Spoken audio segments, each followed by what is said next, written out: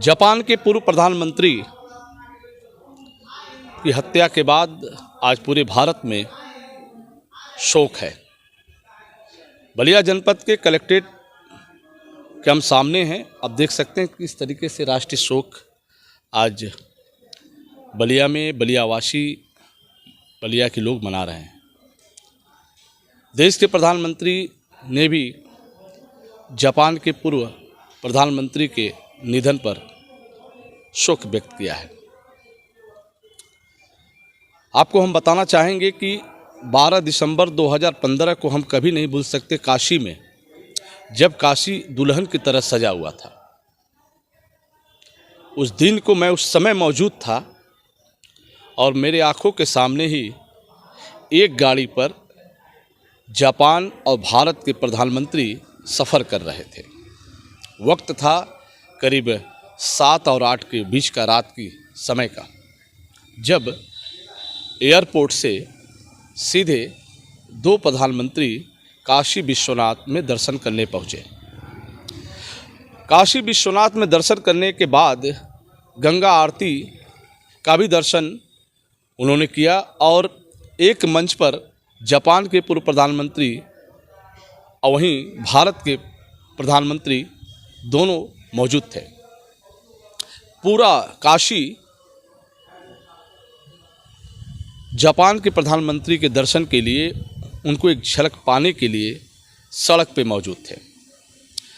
जब प्रधानमंत्री का काफिला कड़ी सुरक्षा के बीच एयरपोर्ट से लेकर काशी विश्वनाथ तक पहुंचा, तो दोनों तरफ सुरक्षा व्यवस्था पूरी तरह से मुस्तैद थी।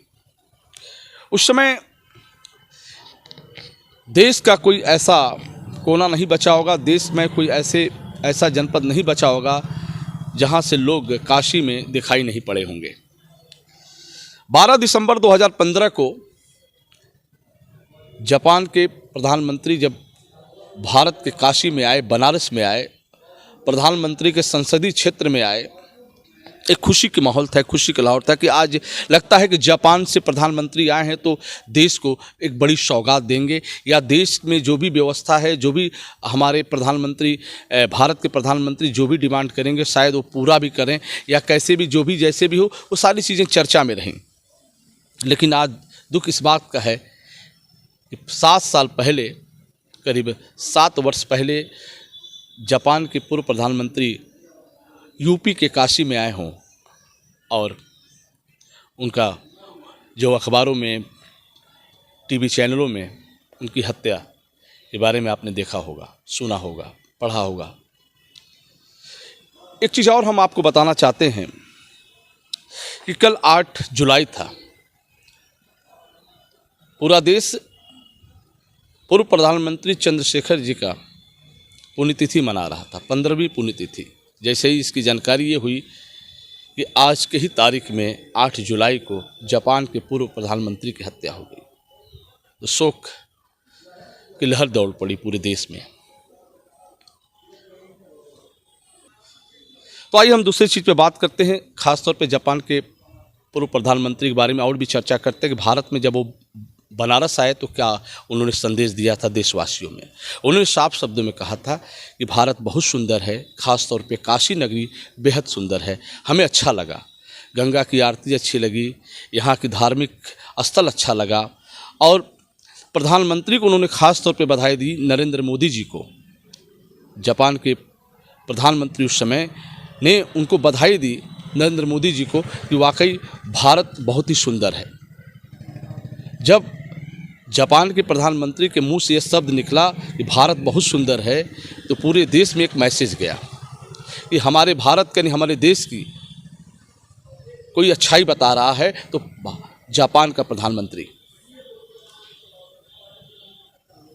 जिस तरीके से देश के प्रधानमंत्री नरेंद्र मोदी ने जापान के प्रधानमंत्री का स्वागत किया, तालियों से गूंज उठा पूरा काशी घाट, दीपों से जगमगाता, रोशनियों से जगमगाता, शहनाई और संगीत से जुड़े हर कार्यक्रम, जो पुरानी विधा थी उन सारी विधाओं का उन्होंने कला का प्रदर्शन देखा।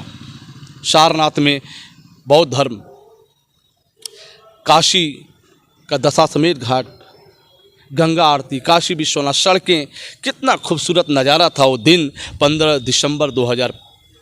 दिसंबर 2015। हम उस दिन को कभी नहीं भूल सकते और हम भी ऐसे महान प्रधानमंत्री को सच्ची श्रद्धांजलि अर्पित करते हैं। और जिस तरीके से काशी ही नहीं पूरा देश, खासतौर पर पूर्वांचल के बलिया, आजमगढ़ सहित कई जनपदों में आज भी उन्हें याद किया जा रहा है। हम भी उन्हें याद कर रहे हैं, आप भी याद करें। हम इस वक्त कलेक्ट्रेट परिसर में हैं, कलेक्ट्रेट के सामने हैं। हम फिर आपसे जुड़ेंगे, तब तक के लिए इतना ही। देखते रहे बलिया आजकल, यूपी आजकल। मैं रोशन जायसवाल, नमस्कार।